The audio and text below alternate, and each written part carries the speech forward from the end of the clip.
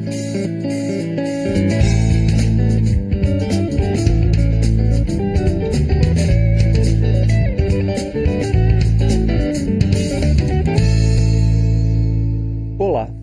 a 56ª legislatura do Brasil já está em funcionamento. E um dos parlamentares que chegam pela primeira vez à Câmara é o deputado Carlos Jordi, do PSL do Rio de Janeiro. Ele é servidor público de carreira e antes de se eleger deputado foi vereador em Niterói. E é para falar sobre as propostas, projetos e perspectivas para o mandato que a gente conversa agora. Olá, deputado, bem-vindo à Palavra Aberta. Obrigado, Juliano, obrigado a todo o público em casa aí, que eu sei que assiste a TV Câmara. E esse ano vai ser uma audiência muito maior, né, por conta de toda essa expectativa dos novos parlamentares. Claro.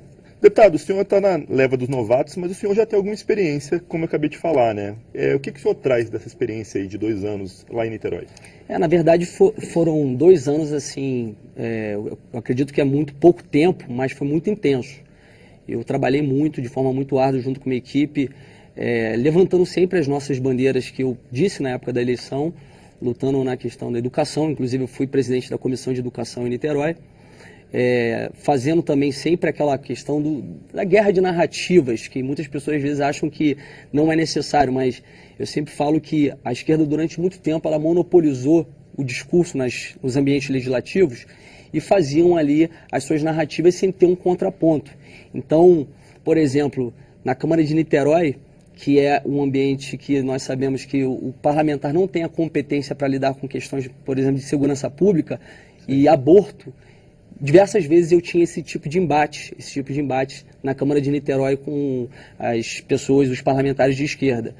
E, obviamente, que tivemos uma atuação de muita fiscalização do Executivo, uma atuação propositiva, e, graças a Deus, a população gostou bastante e nos colocaram como uma opção para vir para o Parlamento Federal, e aqui estamos.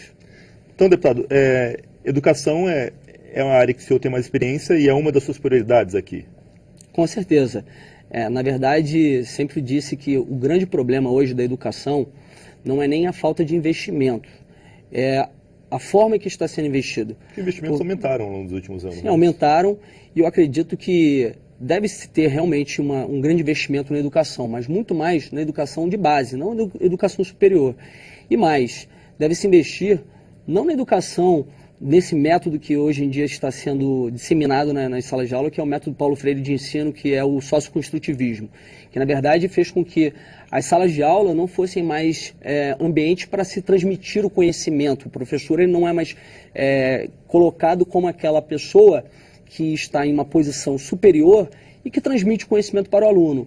Hoje as salas de aula se tornaram verdadeiros laboratórios ideológicos. Os professores eles estão muito mais preocupados em fazer a consciência social, fazer com que o aluno ele esteja preocupado com questões como gênero, como diversidade sexual, como racismo e todas as outras que eu acredito que são coisas importantes, mas que não são para um ambiente educacional, que é para o aluno aprender português, matemática, geografia e todas as disciplinas que desde a educação clássica eram ensinadas na sala de aula. Então, nosso maior propósito hoje é combater essa doutrinação ideológica e fazer com que nós tenhamos uma educação de qualidade. Hoje o Brasil está, se não me engano, em 65º no PISA, que é uma... O Brasil não consegue elevar sua nota no PISA, né? Exatamente. Hoje os alunos eles não sabem fazer uma regra de 3, não sabem interpretar um texto, estamos fazendo verdadeiros analfabetos funcionais, mas que sabem tudo sobre cultura de estupro,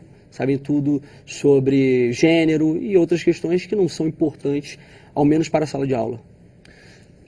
Deputado, seguindo um pouquinho, além da educação, que aparentemente é o seu primeiro tema, o senhor também tem uma preocupação quanto à segurança, não é isso?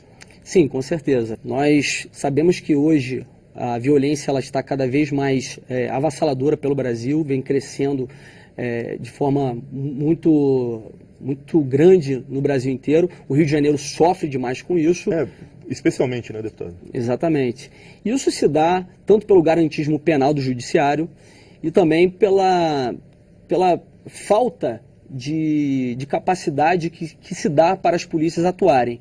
Hoje se fala muito que as polícias elas estão fazendo um trabalho de enxugar gelo, e realmente é um trabalho de enxugar gelo. Por quê?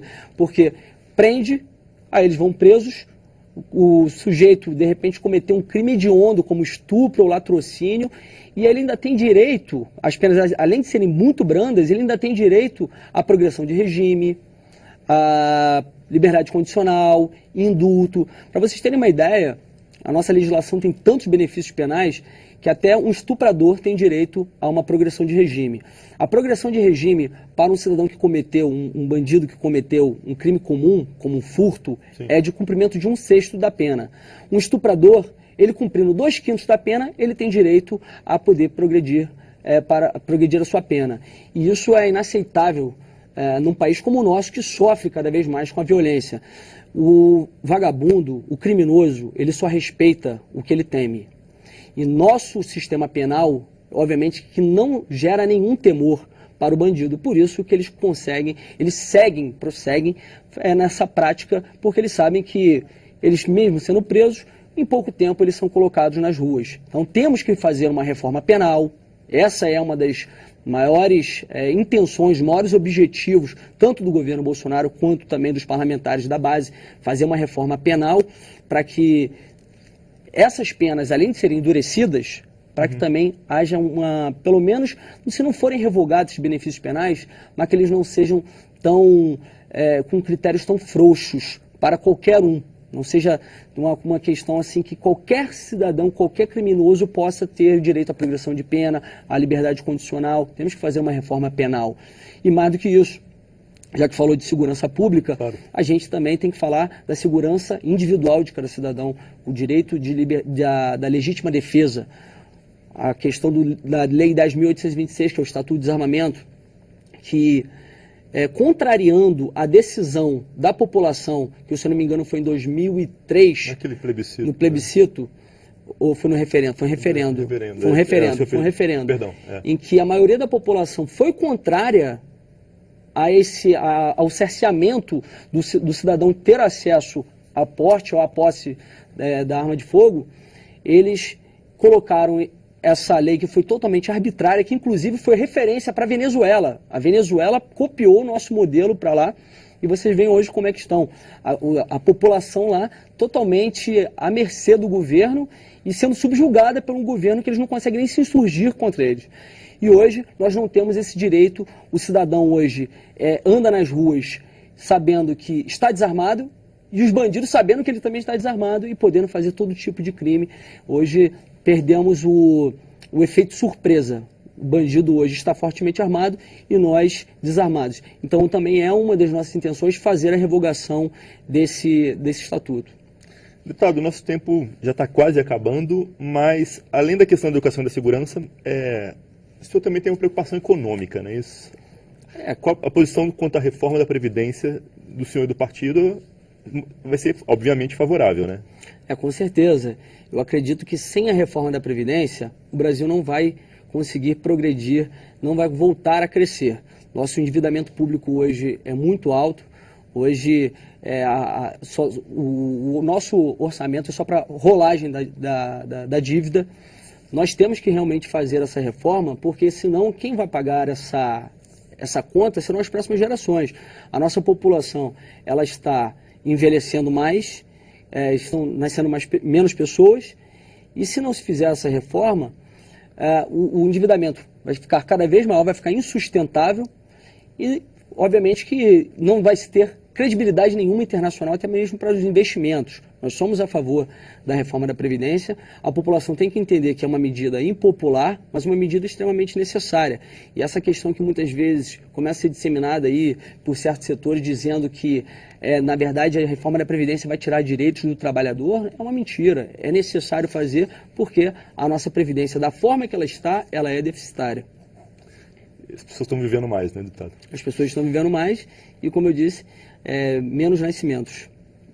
Tá ótimo. Muito obrigado, deputado Carlos Jordi, pela sua participação aqui no Palavra Aberta. Bem-vindo à Câmara. Obrigado, Juliano. Obrigado aí à população. Espero que tenham gostado e acompanhem nosso mandato. Obrigado, deputado. A gente agradece. Eu sou Juliano Pires, este é o Palavra Aberta. Você pode conferir esta e outras edições do programa no site câmara.leg.br/Palavra Aberta. Fica por aqui. Até mais.